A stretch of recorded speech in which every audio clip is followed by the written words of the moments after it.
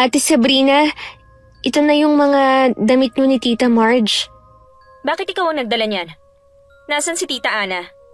Masama kasi ang pakiramdam ni nanay kaya ako na lang ang nagdala ng mga damit nyo. Paano yan?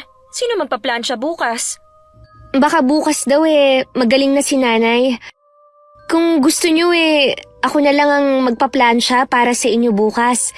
Kung sakali na hindi pa kaya ni inay, marunong naman ako Nako, baka hindi ka makapasa kay Mami. Maselan kasi yun sa mga damit Nanay mo lang talaga nakapasa sa kanya. Pilitin na lang kamong kumilos ng nanay mo bukas. Minom na lang siya ng gamot.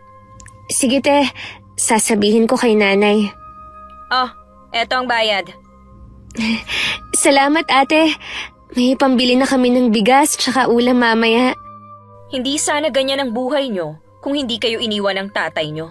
Hindi man lang naawa sa inyo. Sana ikaw nakapagtapos na ng pag-aaral. Sige ate, uuwi na ako. Okay, ingat ka. Yung bilin ko sa'yo ha, bukas kailangan ng nanay mo magplansya ng mas maaga. Marami-rami din kasi ang pagpaplansyahin niya. Magandang araw, Miss Gwen. Ako po si Bianca at merong maliit na negosyo. Sumulat po ako para ibahagi ang masalimuot, malungkot at masayang karanasan na may halong kababalaghan. Sana po kapulutan ito ng aral ng inyong mga tagapakinig at makapagbigay din ng inspirasyon. Nasa grade 10 ako noon nung iwan kami ng tatay namin at sumama sa ibang babae. Mula noon si inay na ang mag-isang nagtaguyod sa aming tatlong magkakapatid. Lahat ng klase ng trabaho pinasok niya, mabuhay lang niya kami sa marangal na paraan. O nay, bakit po kayo ang kumikilos dyan sa kusina? Nasaan na yung dalawa? Pumunta sina Mark at Levi sa junk shop. Ibebenta na daw nila ang mga naipon nilang bakal at mga bote. Ako na lang po dyan, nay. Maupo na lang po kayo. Baka mabinat pa kayo Kaya ko naman. Tsaka lalo lang ako manghihina kung nakaupo at nakahiga lang ako.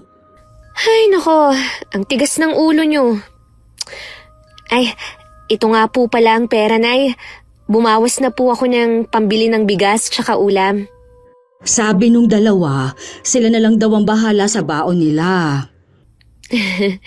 Mga bata pa madidiskarte na sa buhay. Malayo ang mararating ng mga yun. Lahat naman kayo madidiskarte at mababait na mga bata.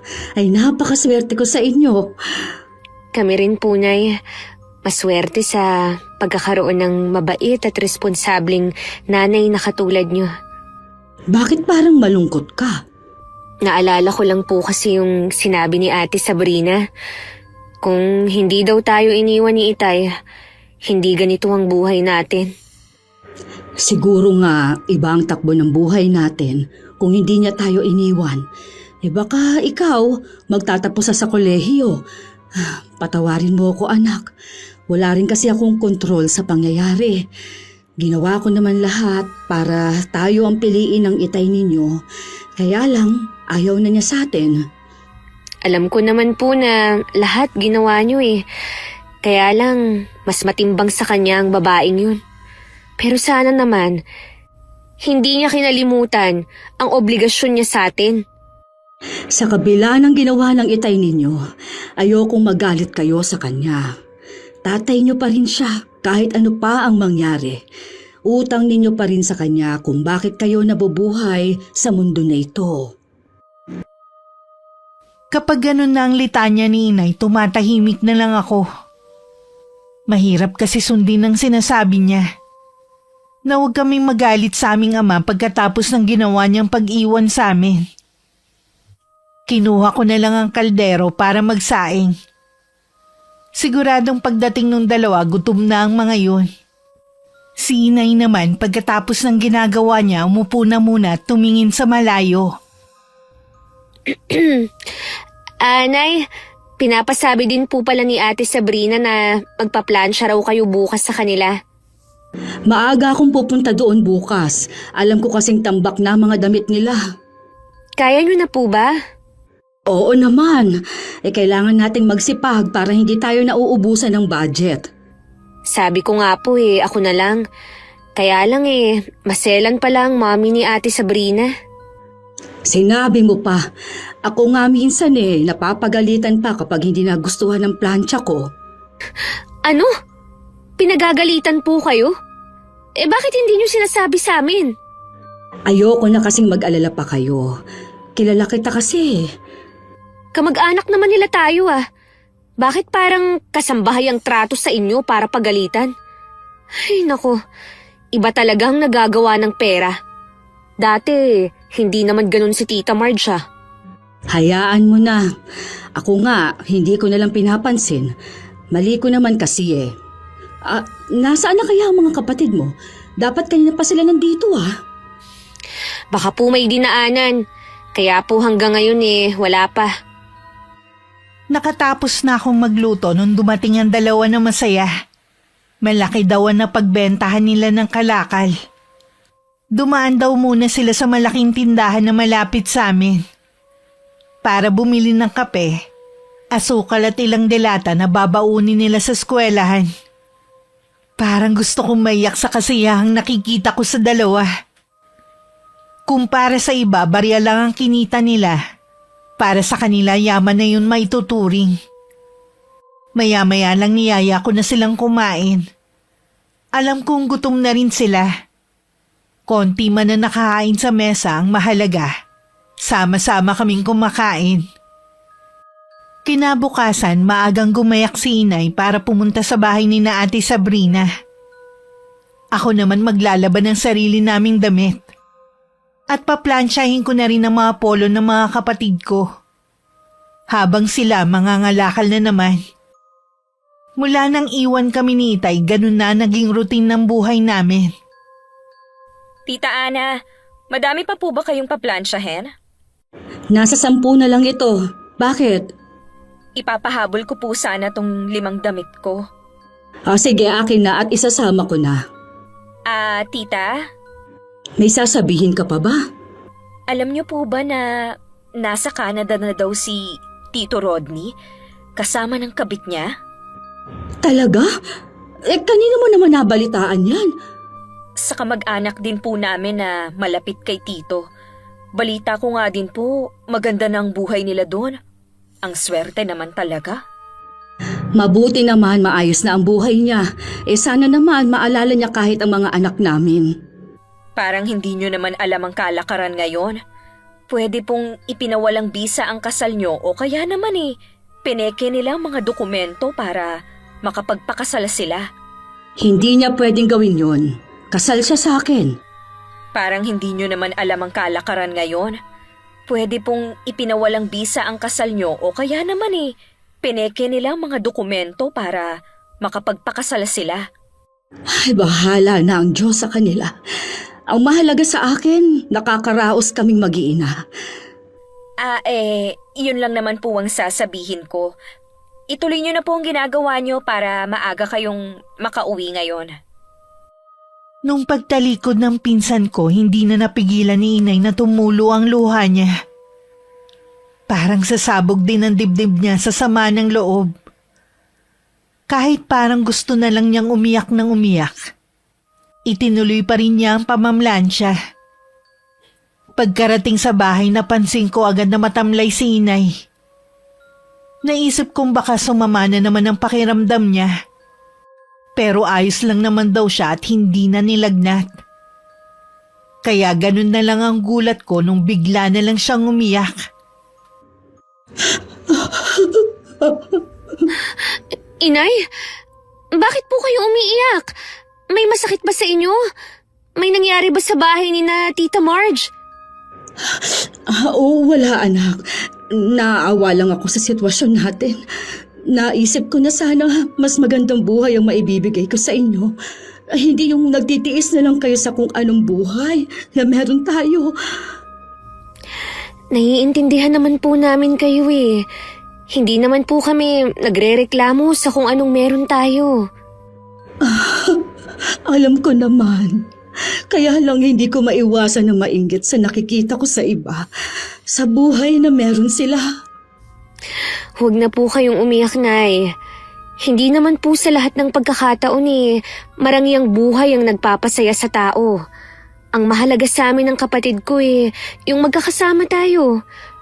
Kung tutuusin nga po, maswerte pa rin tayo dahil may bahay tayo at nakakabili ng pagkain. Nakakapag-aral din ang dalawa kong kapatid. Hindi pa rin ako nawawala ng pag-asa na balang araw gaganda ang buhay natin. Ganyan po dapat. Huwag mawawalan ng pag-asa habang nabubuhay. Pasensya ka na anak ha. Nagiging iyakin ang nanay niyo. Ayos lang po yan, Nay. Mabuti po na nailalabas nyo. Kesa naman sa kikimkimin nyo lang sa dibdib. Mahigpit ko pang niyakap si inay. Pakiramdam ko may ibang dahilan ng pag-iyak niya. Siguro naaalala na naman niya si Itay. Noon may mga gabi ako nagigising dahil sa mga hikbi niya. Alam kong dahil yun sa tatay namin.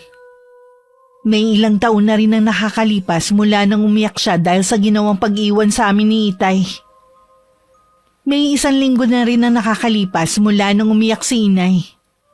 Pero iniisip ko pa rin ang dahilan niya. Nung araw na yon ako ulit ang maghahatid ng mga nilaban ng nanay ko sa bahay ni na Tita Marge. Ang pinsan ko lang ang nadatnan ko doon. Oh, ikaw ulit ang naghatid? Oo, te. May nilalabhan pa kasi si inay Kaya ako na lang ulit ang naghatid ng mga damit na pinalabhan nyo. Tumatanggap din pala ng ibang labada ang nanay mo? Oo, sayang din kasi.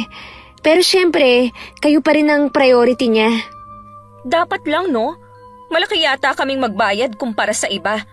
Wala na siyang mahahanap na kasing galante namin. Wala yata si Tita Marge. Lagi naman siyang wala eh. Kung hindi kasama ang mga amiga niya, nasa kasino yun. Iba na talaga kapag maraming pera, no?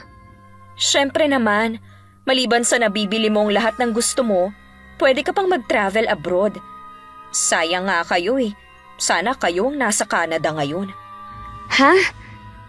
Pasensya na, hindi ko maintindihan. Hindi pa ba sinabi sa'yo ng nanay mo ang tungkol sa tatay nyo? Ano ang tungkol kay Itay?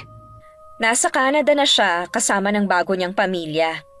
Maganda na ang buhay niya doon. Bigay ko sa yung account niya sa Facebook para ma-stalk mo. Ibang ginagamit niyang pangalan para hindi niyo siguro siya matuntun. Sige te. Namimiss ko na rin naman si Itay . Kahit sa litrato gusto ko rin siyang makita.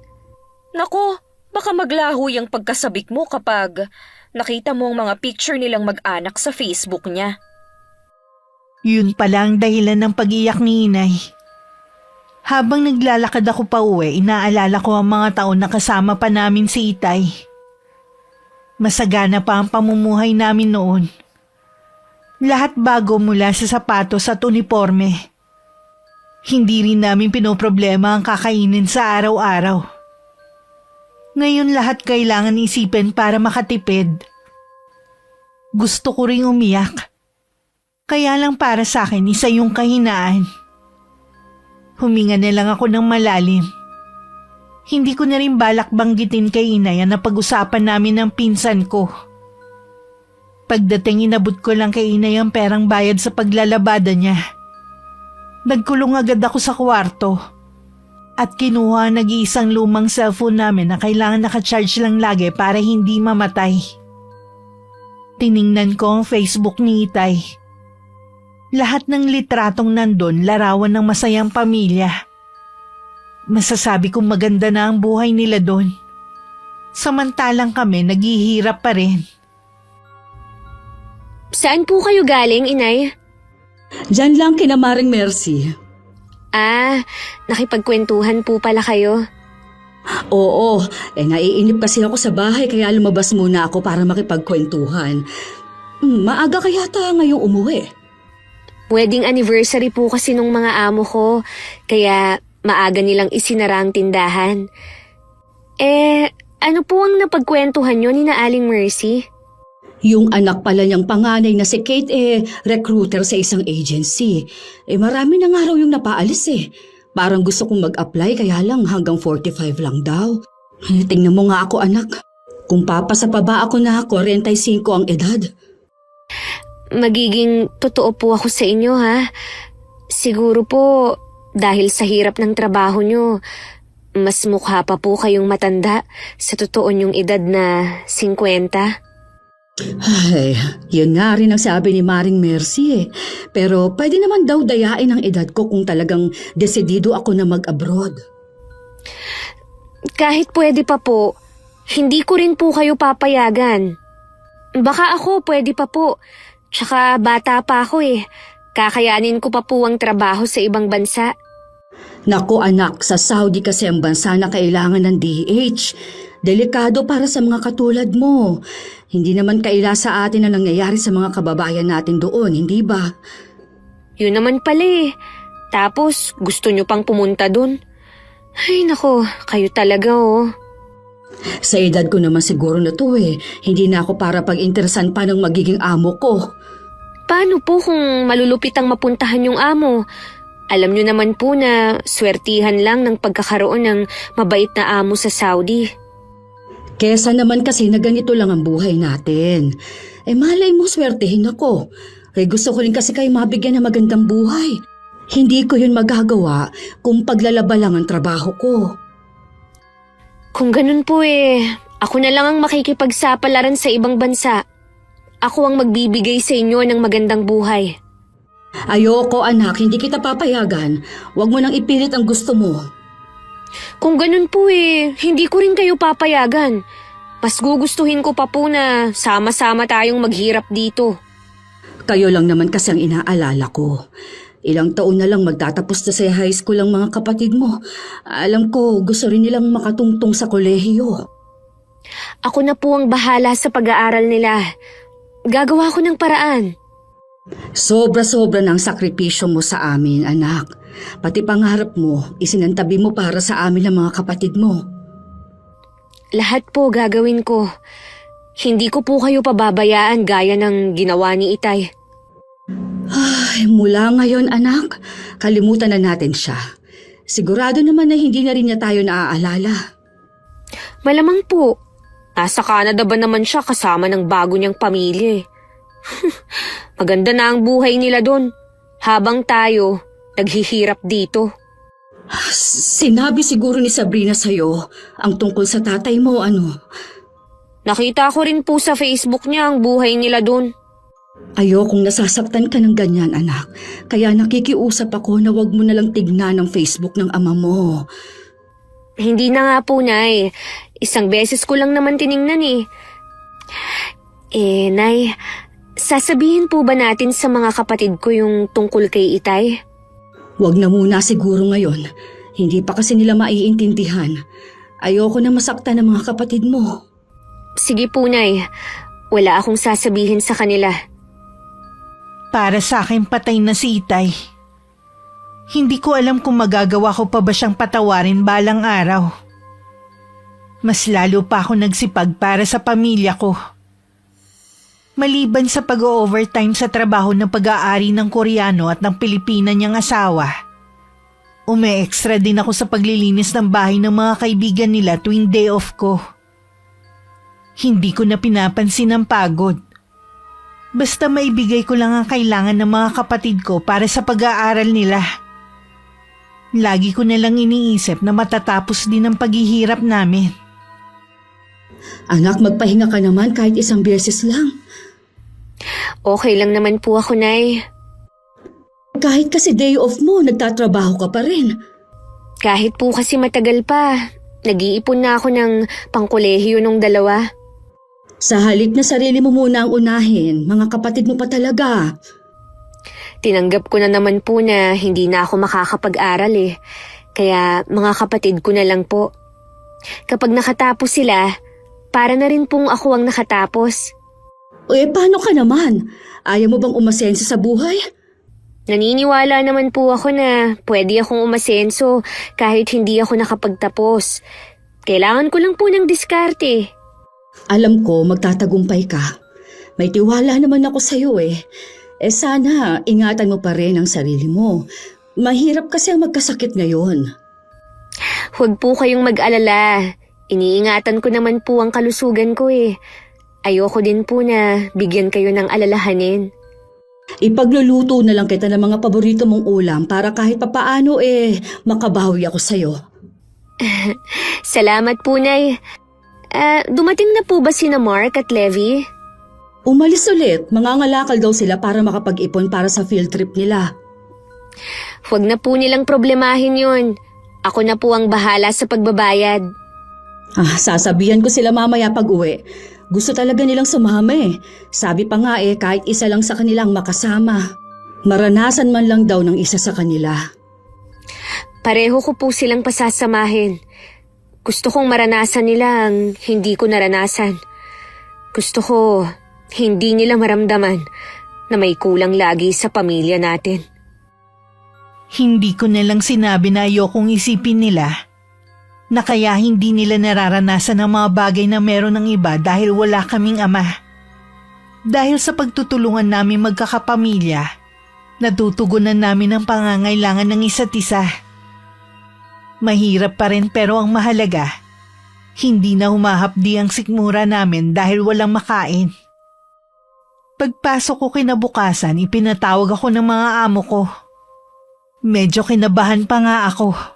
Dahil yun ang unang beses na pinatawag ako sa opisina. Yun pala aalokin lang ako kung gusto kong magtrabaho sa Korea. May ilang sandali din akong nakatulala at hindi alam ang sasabihin. Hanggang makauwi ako nung gabi para pa rin ako nakalutang. Aba, bakit parang ang saya mo ngayon? Kanina po kasi, pagdating ko sa tindahan, kinausap ako ng mga amo ko. Akala ko nga po may nagawa akong mali. Iyon pala aalokin lang ako kung gusto ko raw magtrabaho sa Korea. Ha? Ano ang desisyon mo? Gusto ko po sana. Kaya lang kailangan ko pong mag-aral muna ng Korean language at malaki-laki rin po ang gagastusin ko. Ano naman sana ang magiging trabaho mo kung sakali? Sa factory po ng kapatid ng boss ko. Medyo mabigat daw ang trabaho doon. Pero sa tingin naman daw niya, kakayanin ko naman dahil bata pa ako. Mas okay sana yon kesa sa Saudi. Kaya lang, mapapalayo ka naman sa amin. Nay, alam niyo naman po na lahat gagawin ko alang-alang sa inyo.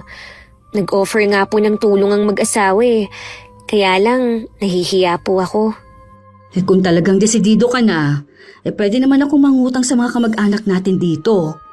Baka po ang ibig niyong sabihin kamag-anak ni Itay. Pareho na rin yun.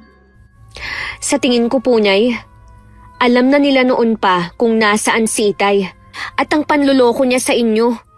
Pero dahil kamag-anak nila, pinagtatakpan lang nila. Kailan ko lang po nalaman na matagal na nila tayong hindi itinuturing na kapamilya. Pinaplastik lang nila tayo kapag kaharap. Nagkukunwari na mababait. Alam ko naman yun, pero nakikisama lang naman ako sa kanila Naalala niyo pa po ba nung huling inimbita nila tayo bilang bisita? Noong kasama pa natin si Itay. Ngayon, kaya lang kayo pinapupunta dahil kailangan nila ng tagahugas. Kahit papaano naman kasi nakakatulong sila sa atin. Huwag niyo po sanang kalilimutan na pinagtatrabahuhan niyo kung ano man ang pabor na ibinibigay nila sa atin. Wala po tayong utang na loob sa kanila. Sa ngayon, wala talaga tayong magagawa kundi magpakumbaba at sumunod na lang. Wala naman tayong kakayanan na tumayo sa sarili natin mga paa. Alam ko naman po kung bakit nakikisama pa rin kayo sa kanila Umaasa pa rin kasi kayo na babalikan tayo ni Itay. Malabo na ho yun. Kaya wag na kayong umasa pa. Masaya na siya sa bago niyang pamilya.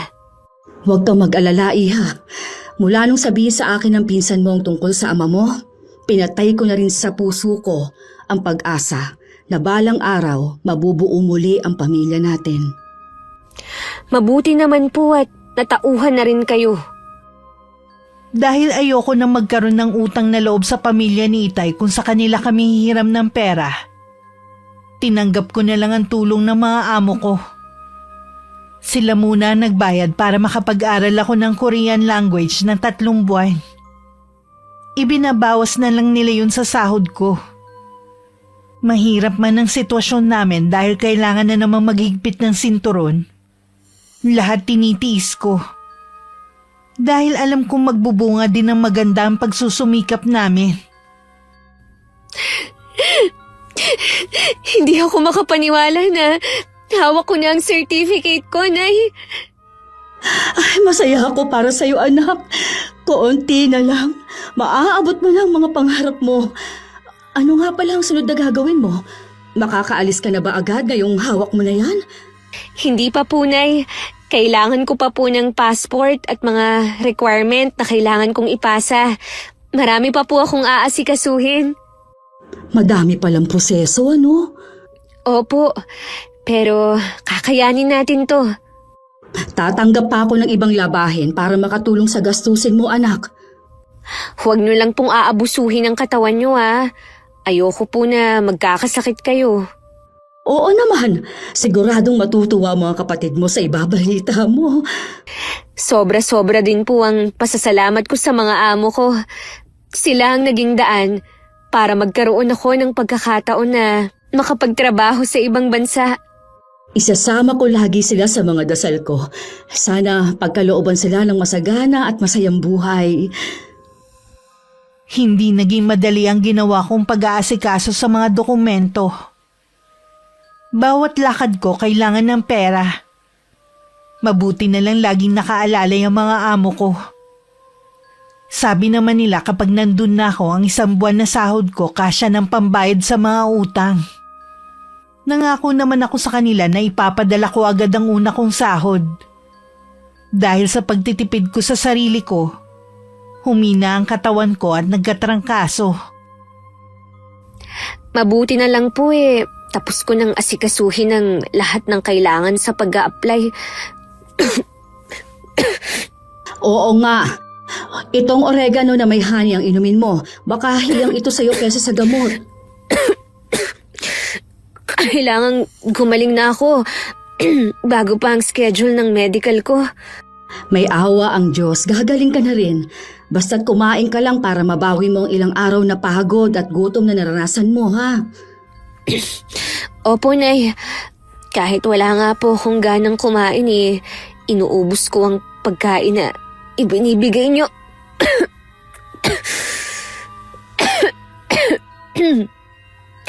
Gusto ko na talagang gumaling agad. Siya nga pala, kinukumusta ka ng pinsan mo. Sabi ko na lang na busy ka sa trabaho. Hindi ka na raw kasi naghahatid ng labahin. Nagulat kasi na si Mark ang kasama kong naghatid ng mga damit nila. Plastic din naman siya.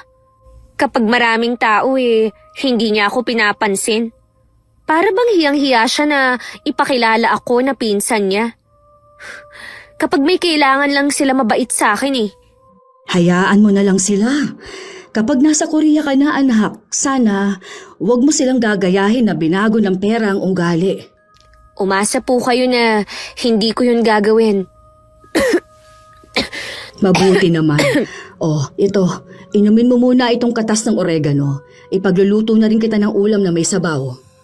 Alam niyo, Nay, kapag nandun na po ako, isa po ito sa mamimiss ko sa inyo. Ang pag-aalaga niyo.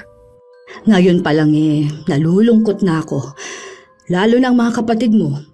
Ipinaliwanag ko nga sa kanila kung bakit ka aalis. Huwag ka ako nilang sayangin ang gagawin mong pagsasakripisyo. Mag-aral sila mabuti. Mabilis lang naman po ang 3 taon. Gusto ko lang makaipon. O siya, magpahinga ka na muna. Magluluto lang ako. Halos 1 linggo rin ako nagkasakit.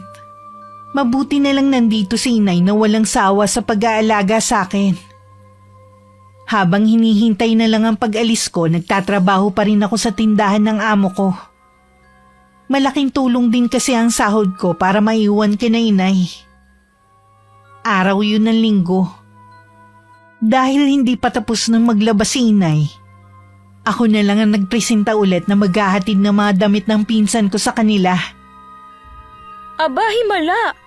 Nabuhay ka. Busy lang kasi ako sa trabaho. Sabi nga ng inay mo, kahit araw ng linggo nagtatrabaho ka.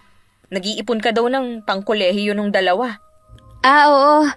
Gusto ko kasi silang makapag-aral eh. Ayoko na matulad sila sa akin. Kinontak mo ba ang tatay nyo? Dapat humingi ka sa kanya ng tulong. Nako, hindi na. Okay naman na kami ni inay at mga kapatid ko eh.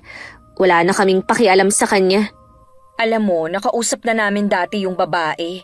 Maganda at may kaya sa buhay. Siguro yun ang nagustuhan ng tatay mo sa kanya. Tsaka mabait naman at sopistikada. Hindi katulad ng nanay mo na wala nang ang trabaho. Mukha pang losyang. Sabihin mo nga te, noon pa ba alam nyo na may ibang babae si Itay?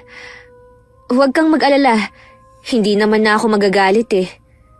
Gaya nga ng sinabi ko, wala na kaming pakialam sa kanya. Gusto ko lang malaman ng totoo. Okay, alam ni na mami. Pero ako, kailan ko lang nalaman na nasa Canada na ang tatay mo. Ilang beses kaming lumapit sa inyo ni inay para magtanong. Sabi niyo wala kayong alam. Kahit na losyang na si inay gaya ng sabi mo, mabuti ang pakikisama niya sa inyo. Wala siyang pinakitang masama. Maayos naman siyang hinaharap ni na mami kahit hindi naman boto sa kanya ang pamilya namin. Mabuti nga kahit wala na sila ni Tito Rodney, maayos pa rin ang pakikitungo namin sa nanay mo at sa inyo na rin. Alam naman natin na hindi yan totoo. Puro pakitang tao lang naman ang ginagawa niyo. Anong ibig mong sabihin Pasalamat nga kayo nanay mong kinukuha naming labandera para may makain lang kayo. Kailangan ba namin yung ipagpasalamat sa inyo? Oo naman, tutal naman ganyan ang palagay mo sa amin. Aaminin ko na, napipilitan lang sina mami na pakiharapan kayo. Kahit ako, nahihiya kapag nalalaman ng ibang tao na magpinsan tayo. Kung ayaw mo nang maging magpinsan tayo, sige, ako na mismo ang puputol sa anumang relasyon namin sa inyo. Di mabuti, kayo pa ba ang magmamalaki? Kung hindi sa amin, matagal nang dilat ang mga mata nyo sa gutom. Siya nga pala, baka magkausap pa kayo ni Itay. Pakisabi na wala na siyang pamilyang babalikan. Kung nagawa niya kaming itakwil, maggagawa rin namin siyang itakwil. Kahit sabihin pa namin yun sa kanya, wala na siyang pakialam pa. Kayo pa bang magtatakwil mas mapera ang tatay nyo? Aalis na ako te. Kukunin ko na sana yung bayad. O ayan, pulutin mo sa sahig. Ginalit mo ko kaya tama lang yan sa'yo. Kapag nakahanap kami ng bagong labandera, hindi na namin kailangan ng inay mo. Salamat dito te Sige, aalis na ako. Hindi na ako naiyak at nakaramdam ng awa sa sarili ko sa ginawang yun ng pinsan ko. Siguro naubos na rin ang lahat ng luha ko. Pinatigas na rin ang puso ko dahil sa mga nalaman ko. Pagdating sa bahay, sinabi ko naman kay Inay ang lahat. Kahit siya nalungkot. Dahil kumpirmasyon lang ang sinabi ng pinsan ko sa hinala ko noon pa. Kayo po na yung magdesisyon kung plano nyo pa po na maglabada sa kanila. Sabi naman ni Ate Sabrina, kapag nakahanap sila ng bago, tsaka kanila papalitan. Titigil lang ako kapag nakahanap na sila ng bago. Hanggang sa huli, pakikitaan ko pa rin sila ng mabuti para wala silang masasabi sa atin. Alam nyo, Nay, hindi ko alam kung martir ba kayo o sadyang mabait lang Sa totoo lang anak, parang manhid na ako sa sakit. Ay, konting tiis na lang po, Nay. Makakaahon din po tayo sa kinasasadlakan natin. Hindi na nila tayo pwedeng maliitin. Alam ko, may tiwala kami sa iyo ng mga kapatid mo. Aayon din sa atin ang swerte. Opo, Nay. Siya nga po pala, may konti akong pera dito.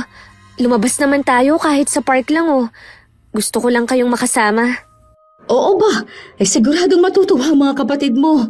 Matagal na rin naman nang huli tayong lumabas sa pamilya. Yun na rin ang huling beses na nakasama ko ang pamilya ko sa pamamasyal. Nung tumawag kasi ang agency ko, ilang araw lang nakaalis na ako. Hindi na rin ako nagpahatid sa airport. Maliban kasi sa kapos kami sa pera, baka panghinaan rin ako ng loob. Hindi naging madali ang buhay ko sa Korea. Isa sa matinding kalaban ko ang kagustuhan kong makasama ang pamilya ko. Walang gabi na hindi ako umiiyak. Hindi kasi ko sanay na malayo ka na inay. Sa umpisa nahirapan talaga akong mag-adjust. Sa pakikisama, sa pagkain at klima. Maraming beses din ako nagkasakit. Pero alang-alang sa pamilya ko, nilabanan ko lahat. Hindi rin ako nakapagpadala agad nun kay inay dahil nagbabayad pa ako ng utang. Nung regular na ako nakakapagpadala, pinatigil ko na si inay sa paglalabada niya. Meron pa po ba kayong sasabihin? Nako tita, baka babali kayo ha. Wala po akong extra dito. Yan lang ang iniwan sa akin ni Mommy. Hindi naman ako babale. Magpapaalam na kasi ako sa inyo na hindi na ako makakapaglaba. Ha? Bakit naman po? Gusto kasi ni Bianca na tumigil na ako at magpahinga na lang muna. Ilang beses na rin kasi ako nagkakasakit. Ayaw niyang lumala pa ang karamdaman ko. Mahirap po maghanap ng katulad nyo. Sinubukan naman po namin dati na maghanap kaya lang. Hindi nga nakapasa kay Mami eh. Lalo na sa pamamalansya. Pasensya ka na, Iha. Kailangan ko rin kasing isipin ang kalusugan ko. Hindi naman na ako bumabata. Ayoko naman na maging pasanin pa sa mga anak ko. Ewan ko lang kung papayagan kayo ng Mami. Kahit naman hindi niyo ako payagan, titigil na rin ako. Pasensya na talaga. Hindi ko na rin talaga kaya. Hindi niyo naman siguro gugustuhin na kayo ang magpagamot sa akin kung sakali man. Naku, kilala ko po si Mami. Hindi yun maglalabas ng perang pampagamot sa inyo. Yun naman pala eh. Kaya po bang sustentahan ni Bianca ang pangangailangan yung tatlo? Oo naman. Kaya naman niya. Sige po, sasabihin ko na lang kay Mami. Baka meron kayong mairerekomenda na katulad yung mahusay. Magtatanong ako sa mga kakilala ko. Sige po, kapag may nahanap kayo, samahan nyo na lang dito sa bahay o di kaya text nyo na lang sa akin. Alam niyo naman ang number ko, hindi ba? Oo. Sige, aalis na ako ha. Nasa labas kasi ang dalawa kong anak at hinihintay ako. Ganun ba? Mukha pong may lakad kayo Ngayon ko lang po napansin na nakapangalis kayong damit. Nakasapatos pa talaga kayo Meron nga. May pinagagawa kasi si Bianca. Kami na lang ang mag-aasikaso. Sige po tita. Ingat na lang po kayo. Salamat, Iha. Totoo kayang may sakit siya? Para kasing iba yung aura niya Parang ang saya niya. Nung araw na yun maghahanap ng bahay na pwedeng upaan si inay. Ang bahay kasi namin na tinitirhan marami ng sira at tagpi-tagpi lang. Gustuhin ko man ipaayos, hindi na lang. Hindi naman kasi sa amin ang lupang kinatitirikan nun, kundi sa pinsan ni Itay. Bago ko umalis nun, ilang beses na rin nagsabi ang tiyuhin ko na ibebenta na ang lupa. Nung gabi nakachat ko si inay. Sinabi niyang may nahanap na sila. Malapit daw sa lahat at hindi mahirap sumakay. Kaya lang medyo may kamahalan ng upa. Sinabihan ko siya na kunin na at ako naman ang bahala sa pagbabayad. Ang plano ko sanang 3 taon lang naging 5 taon. Dahil sa sipag ko kasi nagustuhan ng amo ko ang trabaho ko kaya pinapirma ulit niya ako ng kontrata. Sa loob ng 5 taon na yun, 2 beses lang ako nakauwi sa pamilya ko. Ngayon tapos na ang kontrata ko. Pinag-iisipan ko kung hindi na ako aalis o babalik pa ulit sa Korea para magtrabaho. Kung ako ang masusunod, anak, mas gusto ko nandito ka na lang. 1 taon na lang naman magtatapos na si Mark sa kolehiyo. Nangako naman siya na tutulungan niya sa pag-aaral si Levi. Tulungan mo na lang ako sa negosyo natin. Pinag-iisipan ko pa naman po Ikaw naman ang masusunod sa bagay na yan. Pero yun talaga ang gusto namin ng mga kapatid mo. Tsaka gusto ko rin na sarili mo naman ang isipin mo. 27 ka na, pero wala ka pang ipinapakilalang boyfriend mo. Huwag na po muna natin yung pag-usapan. Kararating ko pa lang naman eh. Pasensya ka na, anak. Baka gusto mo pala muna magpahinga. Aba, hindi rin biro ang 5 taon, ha? Anay, may balita po ba kayo sa dati nating tinirhan? Minsan, nagkikita kami ng kumari ko. Siya lang naman ang nakakausap ko dun eh. Naibenta na nga raw yung lupang kinatitirikan ng bahay natin. Yun nga lang daw, mabilis na ubos yung pera nung tiyuhin ninyo. Bakit naman po? Sabi magastos daw ang pamilya ng tito mo. Hindi naman ako nag-usisa pa. Mabuti na lang po eh, nakaalis na tayo dun. Masama pa rin ba ang loob mo sa kamag-anak ng ama mo? Sa loob po ng 5 taon, hindi po sila sumagi sa isip ko. Ngayon na nga lang po dahil napag-usapan natin ang dati nating tinirhan. Ayoko lang kasi na magtatanim kayo ng galit sa kanila. Wala naman po akong pakialam na sa kanila. Basta tayo nasa maayos na ang kalagayan. Kailan ka nga pala dadalaw sa tindahan natin? Sayang wala ka nung soft opening. Hanggang ngayon hindi pa rin ako makapaniwala na sa atin ang Korean store na yon. Baka po bukas na lang. Hindi ba nakakahiya na tawagin akong ma'am? Para kasing hindi bagay sa akin eh. Wala naman pong masama. Paggalang po yun sa inyo. Dati lang naman akong labandera. Kayo na rin po ang nagsabi na dati yun. Kalimutan nyo na po ang dati nating buhay. Hindi pa rin kasi ako makapaniwala sa buhay na meron tayo ngayon. Siya nga po pala, Nay. Baka may kakilala kayo na gustong mag-abroad. Tutulungan ko pong makaalis. Hindi nyo po kasi naitatanong Gusto nang naging amo ko na maghanap ako ng Pinoy na gustong magtrabaho sa kanya. Basta kasing sipag ko raw. Babayaran naman daw niya ako sa bawat mapapaalis ko. Sige, tatanungin ko yung kumare ko kung may kakilala siya. Para ka na rin palang recruiter katulad ng anak niya. Ganun na nga po. Gusto ko rin kasing makatulong din. May 1 buwan na ako nakakabalik. At minsan tumatao sa tindahan na nabili ko sa dati kong amo. Umuwi na kasi sila sa Korea. Dahil matatanda na ang mga magulang at hiniling na umuwi na sila mag-anak doon. Sila rin na nagsusupply sa amin. Kaya hindi pa rin naman napuputol ang connection ko sa kanila. Habang nagsasalansan ako ng mga bagong dating na mga produkto namin, may tumawag sa pangalan ko. Paglingon ko si Ate Sabrina na malaki ang pinagbago ng itsura. At napansin ko na malaki ang tiyan niya. Sabi na nga ba, ikaw yan Ate Sabrina? Ikaw pala. Kumusta na? Ayos naman. Malapit na akong manganak sa panganay ko. Ang laki nga ng tiyan mo. Dito ka pa rin pala nagtatrabaho. Tagal mo na dito, di ba? Siya nga pala, saan na kayo nakatira? Mula nung umalis kayo sa amin wala na kaming naging balita sa inyo. Malapit lang dito ang bahay namin.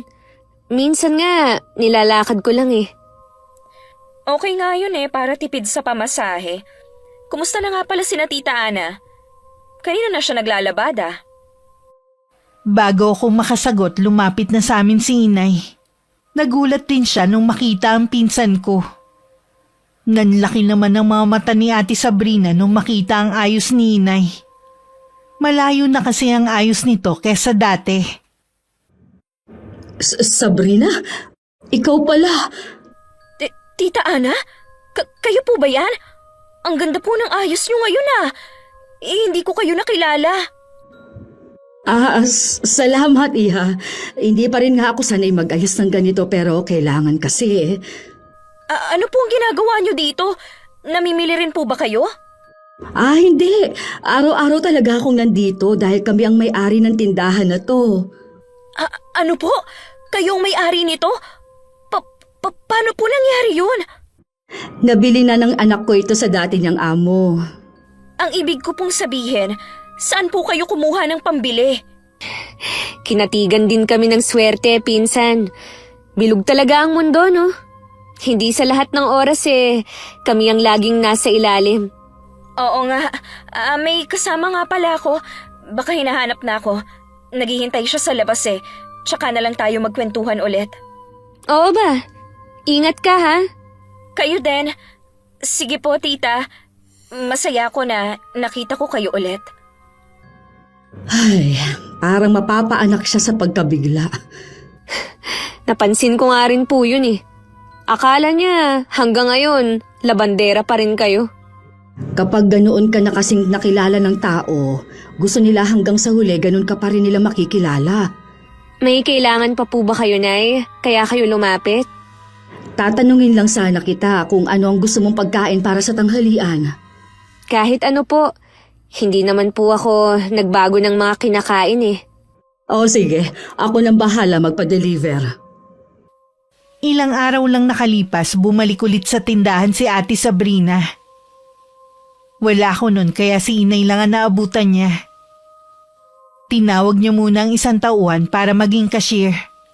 Habang kinakausap niya ang pinsan ko sa loob ng opisina. Ang ganda naman ng opisina nyo, tita. Kahit maliit lang. Hindi naman talaga to opisina, kundi pahingahan lang. Kapag tanghali kasi, gusto kong natutulog. Ay, teka, ano nga palang gusto mong inumin? Kahit ano po, wala po yata si Bianca. Wala. Inaasikaso niya yung mga aplikante na nag-a-apply. Oh, eto na ang juice mo. Salamat po, tita. Ang ibig niyo pong sabihin recruiter po si Bianca? Saang bansa naman po? Sa Korea, bilang factory worker. Nagustuhan kasi siya nung boss niya nung nandun siya, kaya gusto nito na siya maghanap ng mga ipadadala doon, tapos babayaran na lang siya. Doon po pala siya galing. Kaya po pala bigla kayong nawala noon. Ay, hindi rin biro ang pinagdaanan namin noon. Nagkautang-utang kami para lang makaalis siya. Malaki naman po kasi ang kailangan kapag nagtrabaho ka sa Korea. Ang alam ko po kailangan pang mag-aral ng Korean language. Oo, pati yon inaral niya. Nagkasakit na nga siya noon dahil sa pag-aasikaso sa mga kailangan niya. Wala po kasi akong nabalitaan kaya hindi ko alam na nag-abroad siya. Hihingi nga sana kami ng tulong sa inyo kaya lang ayaw ni Bianca. Dahil po ba sa tatay niya? Oo. Masama ang loob niya dahil sa mga nalaman. Pasensya na kayo kung pinili namin na lumayo. Masyado kasi kaming nasaktan. Simula pa pala noon alam na ninyo ang tungkol sa panloloko ni Rodney. Sila mami lang naman po ang nakakaalam noon. Bago ko lang po yun nalaman nung sabihin ko sa inyo. Kalimutan na natin yun, Iha. Tapos na naman na yun. Maayos na ang buhay namin ngayon at wala na akong mahihiling pa. Hindi lang po maayos ang buhay nyo ngayon. Mayaman na po kayo. Hindi naman. Dininig lang ng Panginoon ang mga dasal namin. May kinakasama po ba kayo ngayon? Wala, Iha. Hindi naman yan pumasok sa isip ko kahit noon pa. Kontento at masaya na ako sa mga anak ko. Bakit mo naman naitanong? Kasi po, nandito na si Tito Rodney. May 1 taon na po siyang nakakabalik. Hinahanap nga po kayo Pasensya na kayo, Sab. Pwede bang wag na nating pag-usapan ng tito mo? Bakit naman po? Asawa niyo pa rin siya. Iha, pakiusap lang. Matagal na namin siyang kinalimutan gaya ng paglimot niya sa amin. Kung babanggitin mo pa siya, baka hindi na kita harapin sa susunod. Sige po, kung yan ang gusto niyo. Tita, baka pwede kong pag-applyan ang asawa ko kay Bianca. Ano po bang mga kailangan? O sige, bibigyan na lang kita nitong papel na may nakasulat ng mga requirement para sa pag-a-apply. Yan din ang ipamimigay namin dito Dapat po nagpapaskil din kayo sa labas nitong tindahan nyo. Si Mark na daw ang bahala. Baka mamaya ay dumaan siya dito pagkagaling niya sa university. Nakapag-aral din pala sina Mark at Levi. 1 taon na nga lang magtatapos na si Mark. Sabi nga niya, siya na lang daw ang bahala sa pagpapaaral kay Levi. Ang bait naman po ng mga anak nyo. Hindi lang sila mababait. Nagtutulungan pa ang mga anak ko kahit noon pa. Paano po, tita? Aalis na po ako Galing po kasi ako sa pag-check up kaya dumaan na rin ako dito. Mag-iingat ka sa pag-uwi mo. Dapat nga lagi ka nang may kasama sa mga lakad mo. Ilang araw ko nang napapansin na parang malalim ang iniisip ni inay. Nung tanungin ko naman ang dalawa kong kapatid, wala naman daw silang alam na problema nito. Iniisip ko na baka may sinabi ang pinsan ko sa kanya. Nung hindi na ako nakatiis, kinausap ko na siya. Nay, may problema po ba kayo? Wala naman, Iha. Bakit mo naman naitanong? Ang lalim kasi lagi ng iniisip nyo nitong mga nakaraang araw. Iniisip ko lang yung tindahan natin. Nararamdaman ko po na meron kayong hindi sinasabi sa akin. May kinalaman po ba si Ate Sabrina? Baka po kasi meron pa siyang sinabi sa inyo maliban sa pag-a-apply ng asawa niya. Hindi ko kasi alam kung paano ko ito sasabihin sa'yo eh. Kinumpirma din ito ng kumari ko doon sa atin. Na ano po? Bumalik na daw ang tatay ninyo. Nakatira siya sa isang maliit na paupahan sa atin. Mag-isa na lang siya at hiwalay na sila nung kabit niya. Ganun po ba? Iniisip ko lang kung ano kaya ang nangyari sa kanya. Nag-aalala pa pala kayo sa kanya. Mahal niyo pa po ba si Itay? Hindi na, Iha. Nabigla lang akong malaman na nakabalik na siya. At nagtataka din syempre sa nangyari sa kanya. Tama nga ang sabi nila, kusang nawawala ang pagmamahal, lalo na matinding sakit ang ibinigay sa iyo ng taong minahal mo. Kung bumalik po siya rito at hiwalay na sila ng kabit niya, malamang po hindi naging maganda ang buhay niya sa Canada. Ganun na nga. Oo nga pala, nabanggit sa akin ng kumari ko na matagal na palang naghihirap ang pinsan mo. Katunayan nga niyan, construction worker lang nakapangasawa at tambay lang pala ngayon. Paano po ang pang-araw-araw nilang gastos? May maliit daw na sari-sari store ang titang Marge mo at doon nila kinukuha ang panggastos nila. Ganun ba katagal ang 5 taon? Ang dami na kasing nangyari sa kanila eh. Di ba, lulong na mas sugal ang tita mo. Baka doon naubos ang pera nila. Alam niyo, Nay, hindi ko alam pero hindi ako naaawa sa kanila. Namanhid na yata ako at nawalan na ng pakiramdam. Dahil may sama ka pa rin ng loob sa kanila, nakinikim-kim mo lang. Siguro nga po. Tama si inay. May galit pa rin ako sa pamilya ni Itay. Lalo na kay Ate Sabrina. Hanggang ngayon, sariwa pa rin sa akin ang huli naming pag-uusap. Kung paano niya inihagis ang pera sa sahig na bayad sa paglalabada ni inay. Nung magkita ulit kami, muli na nung balik ang sakit na ibinigay nila sa amin. Ilang araw nang inuubos si inay. Kaya pinagpahinga ko muna siya sa bahay. Tanghali nun kaya wala masyadong customer. Nang biglang dumating si Ate Sabrina, todo ang ngiti niya habang palapit. Hi! Sana hindi ako nakakaabala sa'yo. Hindi naman. Siya nga pala, wala si inay. Hindi naman siya ang sadya ko, kundi ikaw. Kukumustahin mo ba yung tungkol sa pag-a-apply ng asawa mo? Oo, sana.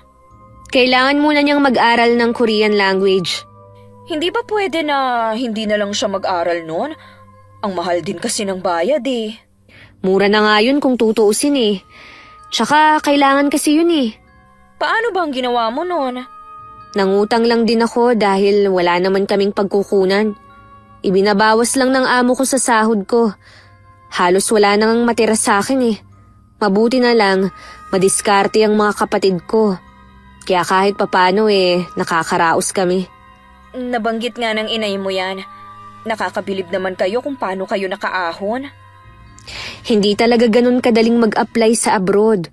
Kailangan ng lakas ng loob at determinasyon. Oo nga, pera lang talaga ang problema namin. Sa katunayan nga, wala pa kaming pera sa panganganak ko. Baka ma-CS pa ako dahil sa maliit ang sipit-sipitan ko. Dapat napaghandaan nyo yan. Yun kasing tiyahin natin sabi pahihiramin ako. Hindi naman pala. Naghahanap nga ako ng pwedeng mautangan din eh. Sa totoo lang, sa panahon ngayon, Mahirap nang makahanap ng mauutangan. Oo nga eh. Akala mo mga hindi babayaran. Marami naman kayong mapiperang kamag-anak, di ba? Subukan mong mangutang sa kanila. Mga kamag-anak natin sila. Pasensya ka na ate ah. Hindi ko na sila itinuturing na kamag-anak. Grabe ka naman. Dahil ba sa nagbago ng katayuan nyo sa buhay? Dahil noon pa man hindi na nila kami itinuring na kamag-anak. Eh paano yan? Nakabalik na ang ama nyo. Hindi nyo ba siya dadalawin man lang? May sakit siya ngayon at mag-isa lang sa inuupahan niya. Nakalimutan mo na ba? Siya ang unang nang iwan sa amin. Pinabayaan niya kami. Sana maisip mo na tatay mo pa rin siya. Hindi tama na kalimutan nyo na lang siya. Wala na akong pakialam sa kanya. Pasensya ka na ah. Marami pa akong gagawin. O sige, aalis na ako ha. Hindi ko nagustuhan ng sinabi ng pinsan ko. Porke ba maayos na ang buhay namin, obligasyon na namin si Itay? Akala yata nila ganun lang kadali kalimutan ng trauma na ibinigay nila sa amin. Kahit kailan hindi mabubura ang ginawa niya kahit ama pa namin siya. Ito naman pinsan ko, bida-bida rin. Akala niya madadaan niya sa pangungonsensya niya. Bigla tuloy sumakit ang ulo ko. Tinawagan ko na lang ang kapatid kong si Mark para dumaan sa tindahan. Para sila na lang ni Levi ang magsara. Nagbilin lang ako sa isang tauhan namin na uuwi na ako. Nagtaka naman si Inay kung bakit maaga ako umuwi. Sinabi ko biglang sumakit ang ulo ko. Binanggit ko rin na galing dun si Ate Sabrina. Di ba niya sinabi sa'yo? Ang nabanggit lang po niya tungkol sa asawa niya. At kay Itay. Ay, nangihiram kasi siya sa akin eh. Halagang 100,000. Gagamitin daw niya sa panganganak. Ano? Ang laki naman ng inuutang niya. Saan naman sila kukuha ng pambayad? Ang sabi ko nga, binibigyan mo lang ako. Wala ka ako akong hawak na ganong kalaking halaga. Hindi po siya magsasabi sa akin. Dahil nagpahaging na ako sa kanya na mahirap pagpautang sa panahon ngayon. Alam mo ba, kausap ko ang kumari ko kanina. Hindi ko alam kung anong iisipin ko. Sabi niya, lagi ka daw ipinagtatanggol sa Sabrina laban sa mga kamag-anak niya na hindi maganda ang sinasabi laban sa'yo. Naku Nay, nagbabait-baitan lang yun dahil may kailangan. Tingnan nyo, kapag hindi natin naibigay ang gusto niya, kung ano-ano na naman ang sasabihin niya sa atin. Eh malay mo naman, bumait na talaga dahil wala na silang pera. Hindi po ako naniniwala sa kanya. Eh di, hindi natin siya pahihiramin ng pera. Kawawa naman yung bata sa tiyan niya. Alam niyo naman po na konti na lang ang pera ko Inilagay ko na po sa negosyo ang iba. Naiintindihan ko naman yun. Akala kasi nila ang dami nating pera. Nay, nakakaluwag-luwag na po tayo. Pero hindi pa tayo ganun kayaman para utangan nila. Tsaka kapag pinagbigyan nyo siya, sunod-sunod na ang iba na mangungutang sa atin. Ako na lang ang bahala magpaliwanag sa kanya. Nagchat na lang si Inay kay Ate Sabrina na hindi ako pumayag na maglabas ng pera para ipautang sa kanya. Hindi naman daw sumagot ang pinsan ko. Lumipas ang mga araw, hindi na to nagparamdam. Kahit sinabi ni Inay na baka nagtampo, pinagkibit balikat ko lang yun. Matulin na lumipas ang mga araw. Dahil friend ni Inay ang pinsan ko sa Facebook, nakikita niya ang mga post nito. Doon din namin nalaman na nakunan pala siya. Sinabi po ba niya sa post kung bakit siya nakunan? Hindi eh. Kawawa naman. Alam ko 8 buwan na yung tiyan ng pinsan mo. Siguro, hanggang doon na lang ang buhay ng sanggol na yun. Huwag na po kayong magpa-apekto sa nangyari sa kanya. Hindi ko lang kasi maiwasan na malungkot para sa kanya. Sana naman okay na siya ngayon. Siya nga pala, Nay. Nabanggit nyo na makikipagkita kayo sa kaklase nyo nung high school, di ba? Bakit hindi nyo na lang doon ituon ang atensyon nyo? Iniimbita niya kasi ako sa kasal ng anak niya. Ang layo naman kasi ng probinsya nila. Ang mahal ng pamasahe. Ano naman? May pera naman tayo ah. Sige na po, pumayag na kayo para makapagbakasyon din kayo. Paanong mga kapatid mo? Sino mag-aasikaso sa kanila? Ako na po ang bahala sa kanila. Sige na nga. I-chat ko na ang kaibigan ko. Matagal na rin kaming hindi nagkikita. Mabuti na lang nahanap niya ang Facebook ko.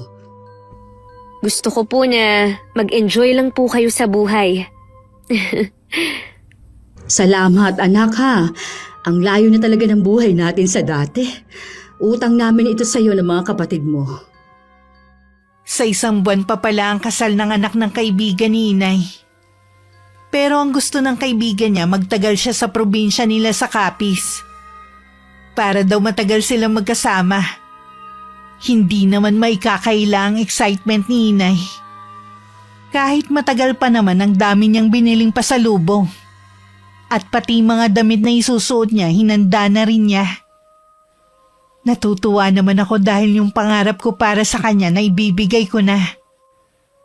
Isang araw nagchat si Ate Sabrina kay Inay. Iniimbita kami para daw sa family reunion. Hindi naman makasagot si Inay dahil nung huli kaming dumalo, hindi naman kami bisita kundi tagahugas ng plato. Buong okasyon nun, nasa kusina lang kami. Ano kaya ang iniisip nila? Bakit kailangan pa tayong imbitahin? Hindi ko nga alam eh. Ayoko hong pumunta. Ako nga rin. Tsaka yung araw ng reunion ang araw ng alis ko din. Bakit kasi ayaw pa nila tayong tigilan? Yun naman kasing pinsan ko, parang hindi makaramdam eh. Malinaw naman ang sinabi ko. Hindi ko na sila itinuturing na kapamilya. Akala siguro niya mapipilit ka niya. Hindi ko na lang siya sasagutin. Mas excited pa ako sa pagbiyahe ko sa probinsya ng kaibigan ko. Basta Nay, magpakasaya po kayo ron eh. Huwag niyo kaming intindihin dito. Ay, siya nga po pala Nay. Huwag na po muna kayong pumunta ng tindahan. Dito na lang muna kayo. Pagbalik niyo na lang po kayo magbantay. Sige, napapabayaan na nga rin itong bahay eh. Ang pinaka-opisina ng tindahan namin may pinto sa likod. Doon ko na lang pinapadaan ng mga aplikante. Marami-rami na rin akong napapaalis. At lahat ng mga aplikante nirekomenda lang din ng mga napaalis ko. Hapon na nun. At naghihintay na lang ako ng oras para magsara. Ganong oras din ang maraming customer. Nang biglang dumating si Ate Sabrina at may mga kasama. Mamili na kayo dyan. Kakausapin ko lang ang pinsan ko na may-ari nitong tindahan. Ate, kumusta ka na? Nabalitaan ko na nakunan ka nga raw. Oo. Tinanggap ko na lang na hindi para sa amin ang baby. Siya nga pala, busy ba si Tita Ana? Hindi kasi siya sumasagot sa chat ko eh. Yung tungkol ba sa reunion? Oo, hindi pwedeng hindi kayo pupunta ha. Ang tagal nyo nang hindi pumupunta mula nung umalis kayo doon. Hindi makakapunta si Inay dahil inimbita siya ng dati niyang kaklase nung high school sa probinsya. Mas importante pa ba yun kaysa sa reunion ng pamilya? Para sa akin? Oo, mas importante na makapag-relax din si Inay kesa maghugas ng plato sa reunion. Kalimutan na dapat natin yun. Hindi na nila yun gagawin sa nanay mo. Tsaka ang gusto lang naman ng mga kapatid ni Mami, magkaayos na ang nanay at tatay mo. Ano ka mo? Yun pala ang plano nyo. Ang pag-ayusin silang dalawa. Mag-asawa pa rin sila. Maawa ka naman sa tatay nyo. Kailangan niya ng pamilya.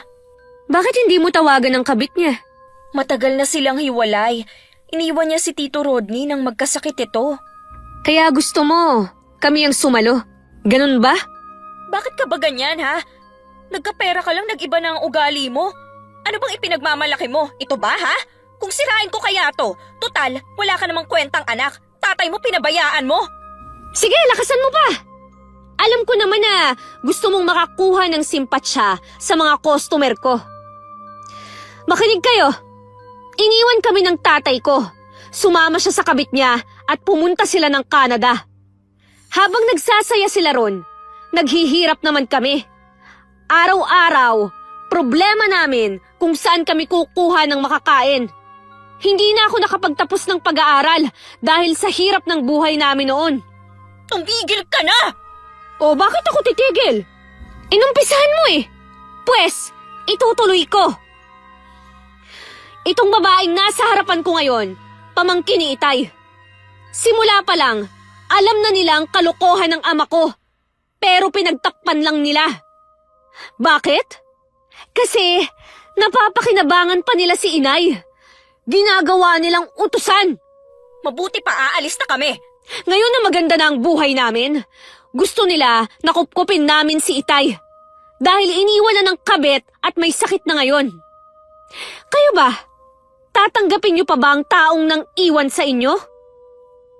Maririnig ang mga bulungan sa paligid. Lahat din ng naron masama ang tingin na pinupukol kay Ate Sabrina. Lahat sila sa akin nagpapakita ng simpatsya. Ang galing mo rin magpaawa, no? At ang galing mo rin na siraan ako. Hindi na ako ang dating pinsan mo. Palaban na ako ngayon.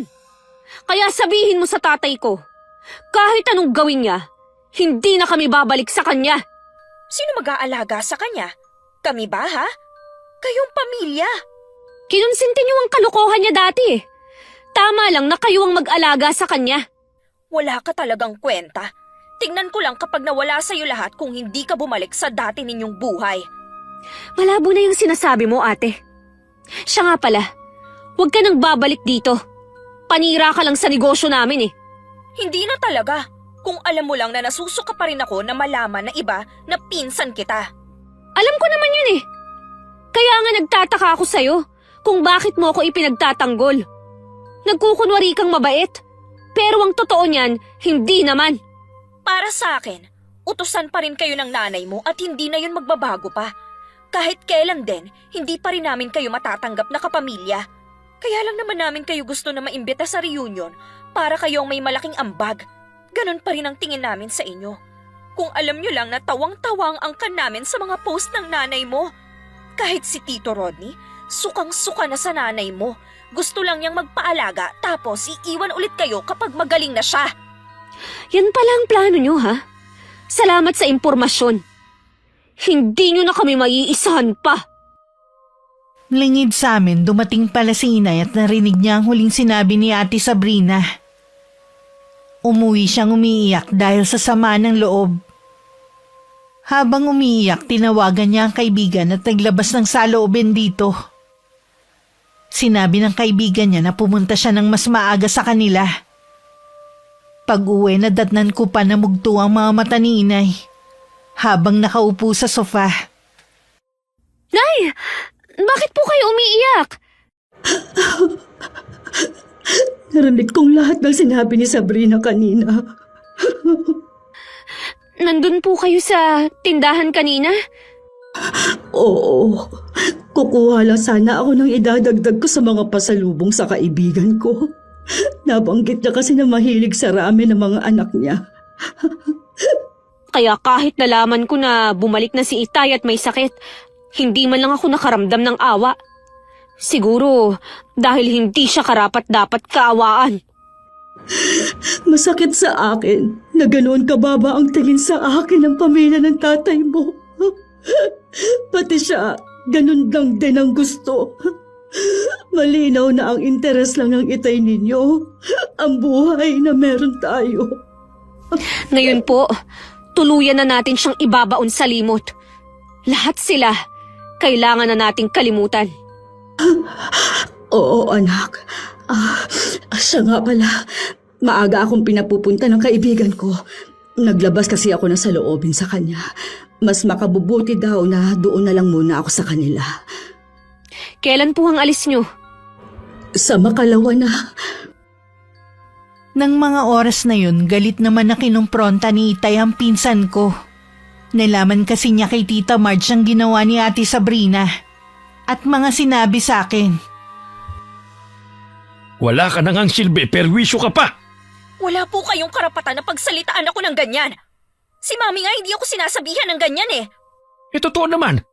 Bakit kailangan mo yung sabihin kay Bianca? Totoo naman kasi na yun ang plano ninyo. Pati ako kinuntsaba nyo para lumapit sa mag-iina ninyo. Sinabi ko naman sa inyo, noon pa na wala nang amor sa inyo mga anak at asawa nyo. Dapat hindi mo pa rin sinabi. Hinayaan mo na lang sana. Malay mo lumambot din ang puso nila. Hindi ko na rin kasi napigilan ang sarili ko eh. Ang yabang kasi ng anak nyo, akala mo kung sino na. Sana nagtimpi ka na lang. O kita mo, lalo tayong nawalan. Kayo na lang po ang lumapit sa kanila. Baka nga po kapag nakita nila kayo, baka magbago ang isip nila. Ganun na nga ang gagawin ko. Pupunta ako sa tindahan nila. Sana noon nyo pa ginawa, hindi yung ako pa talaga ang ginamit nyo. Ang hirap kaya makipagplastikan at magpanggap na mabait, lalo na kay Bianca. Malakas ang pakiramdam ng babaeng yon. Kaya dapat, galingan nyo ang pag-arte sa harapan niya. 3 araw nang nakakaalis si inay. At abala naman ako sa tindahan maging sa pag-aasikaso sa mga aplikante. Kasalukuyan akong nasa opisina at nagpapahinga nang tawagin ako ng tauhan namin. May isang matandang lalaki daw ang naghahanap sa akin. Ang pakilala nito, tatay ko raw siya. Hindi ko na sana siya haharapin pero nagwawala daw yun. Sinabi kong papasukin sa opisina ko pero tumanggi daw yun. At gusto sa labas kami mag-usap. Akala mo yata, hindi ko alam ang plano mo, ha? Sige, tingnan natin kung sino ang mapapahiya sa atin. Inayos ko muna ang sarili ko bago lumabas. Dahil lunch break na, binigyan ko ng pera ang mga tauhan ko at pinalabas ko muna. Bago ko binilinan na isara muna ang tindahan. Sa harapan naroon na matangkad na lalaki. Naghihintay. Dahan-dahan akong lumapit sa kanya. Anong kailangan nyo? Bianca? Anak? Ikaw na ba yan? Huwag kayong lalapit. Diyan lang kayo. Anak, patawarin mo na sana ako. Matagal ko na kayong hinahanap ng mga kapatid mo. Para po ano? Perahan? Ama niyo pa rin ako. Gusto ko mabuo muli ang pamilya natin. May pamilya na po kayo, di ba? Wala na kami. Kayong pinili ko. Kaya nga ako umuwi eh. Pabayaan nyo na lang po kami. Masaya na kami kahit wala kayo. Pinabayaan nyo kami habang nagpapakasaya kayo kasama ng kabit nyo sa ibang bansa. Kung may kahihiyan pa kayo, hindi na kayo dapat nagpakita pa sa amin. Gusto ko makita ang ina at mga kapatid mo. Wala po kayong mahihita sa kanila. Sa akin din po sila umaasa. Hindi mo na ba talaga ako mapapatawad, anak? Hindi na po kahit kailan. Hindi rin naman ako naniniwala na talagang nagsisisi na kayo. Kilala ko ang mga tulad nyo. Tama nga ang pinsan mo. Mahirap kang paamuin. Sa ayot sa gusto mo, tatay niyo pa rin ako. At obligasyon niyo na kupkupin ako. Kasal pa rin kami ng nanay mo. Saan po ba kayo humuhugot ng kakapalan ng mukha? Mamili ka. Ipapupulis kita dahil sa pag-abandono niyo sa akin o magbibigay kayo ng pera. Ako pa talaga ang tinakot nyo, ha? Kayo itong nang iwan sa amin noon. Tapos ngayon, inuobliga mo ko na tulungan ka? Wala akong pakialam kung iniwan ko kayo ng mga bata pa kayo. Hindi niyo naman ako masisisi dahil gusto ko ring maranasan ang maginhawang buhay. Puro na lamang sa inyo na pupunta ang sahod ko. Wala namang silbi ang nanay niyo eh. Hindi man lang makaisip na magtrabaho para makatulong sa akin. Si inay ang nag-aasikaso sa amin at sa inyo. Tapos sasabihin nyo na walang silbi? Kung tutusin, utang mo pa rin sa akin kung ba't ganyan ang buhay mo eh. Kung hindi ko kayo iniwan, hindi ka magsusumikap para maiahon ng nanay at mga kapatid mo sa hirap. Ibang klase rin kayong mag-isip, no? Lahat kayo ng pamilya mo, ganyan. Mabuti na lang pala, nakawala na sa inyo si inay. Kalimutan na natin ang nakaraan. Buuin uli natin ang pamilya. Buo na po ang pamilya namin. Kung tatanggapin ka pa namin, masisira lang to ulit. Talaga palang matigas ang ulo mo. Gusto mo bang ipahiya kita sa maraming tao, ha? Yang katigasan ng ulo mo ang magpapahamak sa'yo. Bigla namang lumabas si Ate Sabrina. Ngising-ngisi ito na lumapit at tumabi kay Itay. Blanco pa rin ang ekspresyon ng mukha ko habang nakatingin sa kanila. Huwag kang papayag, Tito, na hindi ka makinabang sa tindahan nila. Aba, may pera na sila samantalang ikaw, nagtitiis sa maliit na paupahan. Isirain ko tong tindahan na ito kapag nagmatigas ka. Gawin niyo ang gusto niyong gawin. Hinahamo mo talaga ako, ha? Wala kang kwentang anak. Katulad ka ng nanay mo. Dapat sa inyo gumapang ulit sa hirap. Tatay mo ko. Magagawa mo kong tiisin? Sige, pare-pareho na tayo mawalan. Ano, magmamatigas ka pa ba, ha? Pasalamat ka nga dahil tinatanggap namin kayo na kapamilya. Di ba nanay mo wala nang kamag-anak? Mas gugustuhin ko pa nga na walang kamag-anak. Mas tahimik ang buhay namin. Sige, magmatigas ka pa. Anong gagawin niyo sa bakal na yan? Manood ka kung anong gagawin ko sa pinagyayabang mong tindahan. Bago pa ako makapagsalita, nagawa ng hampasin ni Itay ang mga salamin ng tindahan. Nung makapasok siya sa loob, lahat ng mga produktong naroon sinira niya. Pinagahampas niya ng tubo ang lahat ng naroon. Nakakuyom lang ang kamay ko habang nakatingin sa ginagawa ni Itay. Tawa naman ng tawa ang pinsan ko. Ilang sandali lang tumigil na rin si Itay. Kasabay ng pagdating ng mga pulis. Nagulat na lang ang dalawa nang lapitan sila para hulihin. Bianca, bakit pati ako kasama? Nagtatanong ka pa talaga, ha? Bakit ako hinuhuli nyo? Ako ang ama ni Bianca. Bitiwan nyo ako. Wala kayong karapatan na hulihin ako. Ama ako ng may-ari ng tindahan na yan. Makukulong ka dahil sa ginawa mong pagsira sa negosyo ko. Ikaw ang ipakukulong ko. Nagawa ko lang naman yun dahil ayaw mo akong tulungan. Wala ka pa rin karapatan na sirain ang hindi mo pinaghirapan. Ikaw pa rin ang mapapaya sa bandang huli. Tandaan mo yan! Tsaka lang ako napaiyak nang mag-isa na lang ako nakatingin sa mga nasira. Sa isang iglap nawasak ang mga pinaghirapan ko. Dahil sa walang pusong ama na meron ako. Napagtanto kong kahit kailan hindi niya kami minahal. Tingin niya lang sa amin taga-supply ng mga kailangan niya. Galit na galit din ang mga kapatid ko dahil sa nangyari. Gusto nilang sugurin si Itay pero pinigilan ko sila. Ayoko makagawa sila ng masama. Dahil alam kong sila din ang magdurusa sa bandang huli. Tinawagan ko din si Inay. Sinabi niya na hayaan kong mabulok sa kulungan si Itay nang magtanda. Hindi po talaga ako magpapaareglo. Si Ate Sabrina lang po ang nakapagpiyansa. Siya po talaga ang may kasalanan. Nananahimik na tayo eh. Ginulo pa niya tayo. Habang umuusad ang kaso, abala naman ako sa pag-aayos na nasira kong tindahan. Malakas ang ebidensyang hawak ko. Dahil hindi alam ni Itay, simula pa lang may kumukuha na ng video. Kaya kahit anong paninira niya sa akin, walang maniniwala sa kanya. Hindi sa lahat ng pagkakataon laging sa magulang ang simpatsya ng mga tao. At hindi sila ang laging tama. Kumusta po ang bakasyon? Ay, ang saya-saya anak.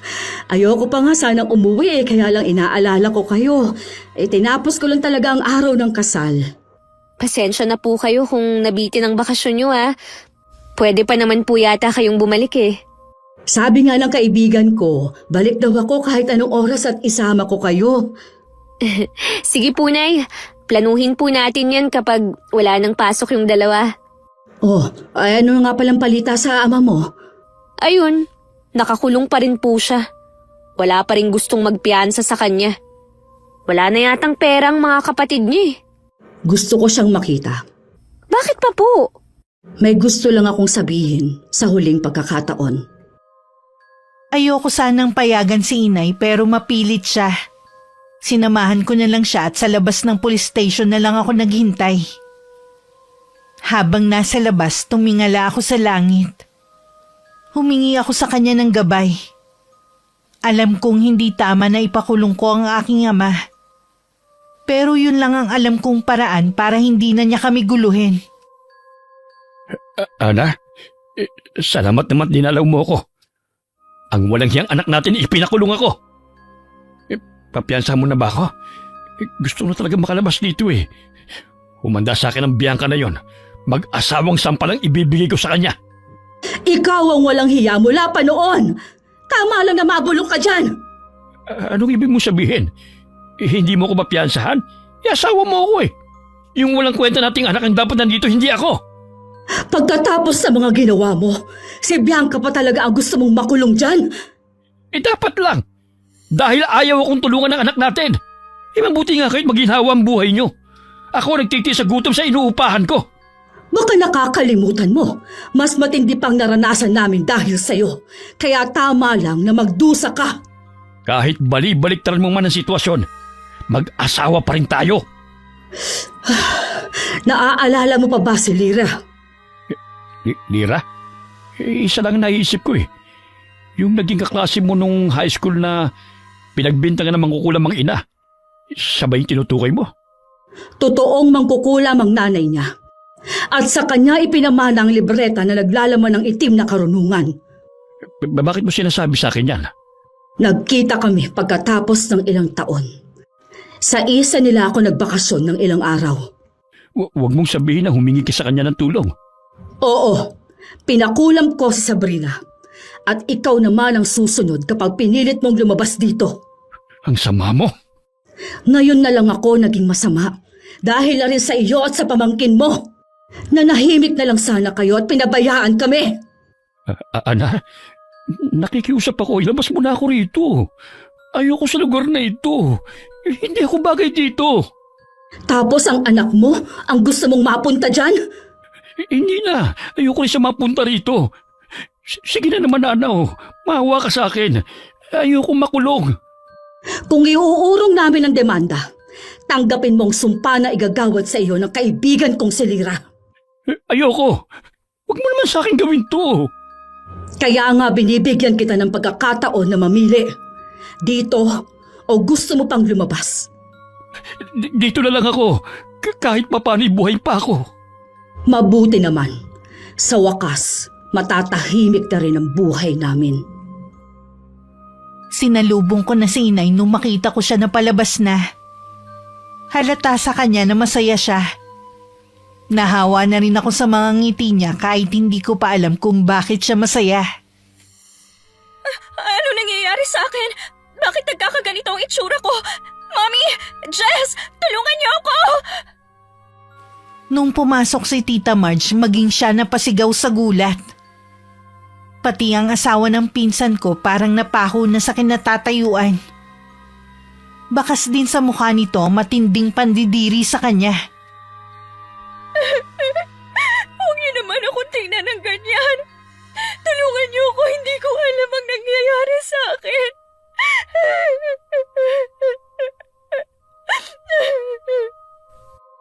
Dahil walang sapat na pera, hindi nila nadala sa doktor ang pinsan ko. Isang albularyo ang pinatawag nila. Nakumpirma nilang walang lunas ang karamdaman nito dahil ang kumulam dito ay tawid dagat pa. Malakas di umano ang kapangyarihang taglay nito. Kahit ang albularyo walang nagawa para pagalingin siya. Siguro parusa na to sa akin. Sa dami ng mga nagawa kong kasalanan. Hindi ko na maalala kung sino sa kanila ang pwedeng gumawa nito sa akin. Iniwan na rin ako ng asawa ko dahil ang pangit ko na. Tinanggap na lang ng pinsan ko ang mapait niyang kapalaran. Bihira na lang siyang lumabas ng bahay kung hindi rin lang sa simbahan siya pupunta. Madalas kasi siyang makaranas ng panunukso sa mga bata.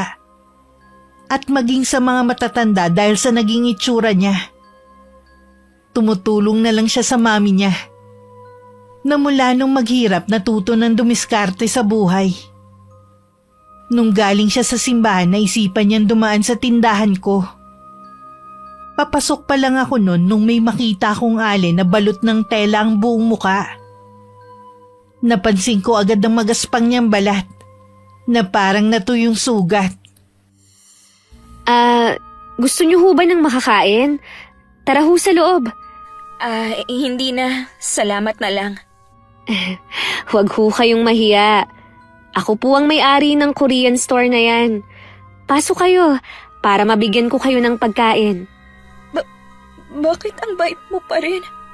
Teka, parang pamilyar sa akin ang boses mo ah.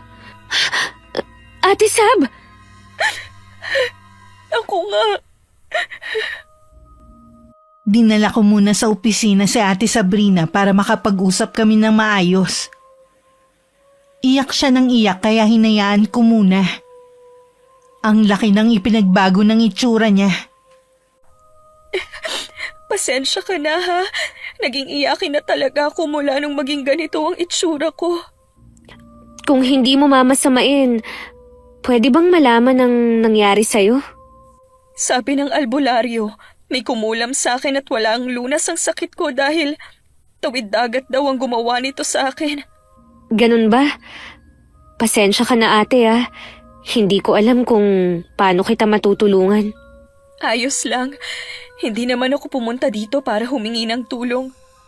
Gusto ko lang sanang humingi ng tawad sa'yo. Sorry kung sa kabila ng kabaitan mong ipinakita sa akin. Hindi ako naging totoo sa'yo. Kalimutan na natin ang lahat. Matagal na kitang napatawad. Sa dami ng blessings na dumadating sa amin ng pamilya ko, wala nang puwang sa puso ko ang magalit. Mabait kasi kayo kaya lalo pa kayong pinagpapala ng Panginoon natin. Ano nga pala ang pinagkakaabalahan mo ngayon? Sa bahay lang ako. Tumutulong kay Mami. Lumalabas lang ako kapag pumupunta ako sa simbahan. Ate, aalukin sana kita ng trabaho. Kung okay lang. Gusto ko sana kaya lang baka matakot naman ang mga customer mo sa itsura ko. Baka maging kasalanan ko pa kapag nalugi ang negosyo mo. Kailangan ko kasi ng assistant.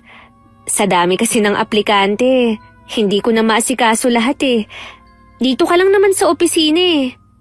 Oo, gusto ko yung trabaho. Kayang-kaya kong gawin yan. O paano? Tanggap ka na. Pwede ka nang mag-umpisa bukas. Salamat Salamat sa'yo. Binigyan mo ko ng pagkakataon na makapagtrabaho. Maranasan na maging normal ulit ang buhay. Hindi ko sasayangin ang pagkakataon na ibinigay mo sa akin. Kahit si inay natuwa dahil binigyan ko ng trabaho si Ate Sabrina. Kumbinsido rin siya na nagbago na ito. Pero hindi si Itay, na puro kapahamakan pa rin ang hangad para sa amin. Hanggang ngayon nakakulong pa rin siya. At tumatanggi siya kapag merong gustong magpiyansa sa kanya. Nalabis ipinagtataka ng mga kaanak niya. Hindi man naging maganda ang wakas. Sana'y kapulutan pa rin ng magandang aral ang kwento ko, Miss Gwen. Laging magpakita ng mabuti sa kapwa. Ang tunay na ganda galing sa pagkatao, hindi sa pagpapanggap. Wakas. Okay, shout out po tayo. Shout out kay Phoebe Ranyada. Hi kay Gia Gigi. Hi kay Lynn Hasegawa from Japan. Hello kay Jane 8285 from Calamba, Laguna. Hi kay Richelle Adapon. Hello kay Jenjen Amor Espe from Pampanga. Hi kay Francesca Liana from Muscat, Oman. Hello kay Evelyn Abong Kabarkil. Hi kay Sheena Rotoni, salamat sa pakikinig. Hello kay Alice Bicolana. Hi kay Nazian and Zijan. Hello kay Miss Ami Yong, ingat po palagi ma'am. Hi kay Boom Yun Channel. Hello kay Maria Kada from Dubai. Hi kay Charmaine Turga Musngi from Santa Rosa, Laguna. Hello kay Richard Rivera. Hi kay Donna Garcia from Magalang, Pampanga. Hello kay Ikay Labmits from Camarin, Caloocan. Hi kay Zaira Kate Sibaluka from Bagao, Cagayan. Hello kay Sangyong from Doha, Qatar. Hi kay Alden de la Cruz from Azucena, Sipocot, Camarines Sur. Hi kay Elizabeth Pamintuan from Pampanga. Hello kay Arwin Carida na nasa Saudi. Hi kina Kim and Kirben Española. Hello kina Angelica Cancelier, Albert Ian Rabasan at kay Moon and Chan. Hi kay Hazel Villasoto. Hello kay Kazumasa. Shout out sa Noda and sa Bresa family. Hi kay Jeanette Corolio. Hi kay Cheryl Vertudaso. Hello kay Ermarmi sa Blood from Navotas. Hi kay Angelina Ke. Hi kay Janisa Toledo. Hello kay Mirasol Masujer from Riyadh. Hi kay Gary Gumban. Hello kay Elizabeth Dungka from Pampanga. Hi kay Valerie Joy Nadal from Kuwait. Hi kay Aiko Villesa from Bahrain. Hello kay Trajano Lestojas, salamat sa inyo.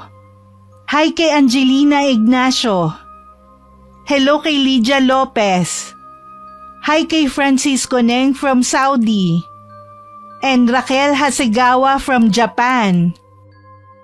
Marami pong salamat sa patuloy na pagsuporta at pakikinig. Ingat po. God bless.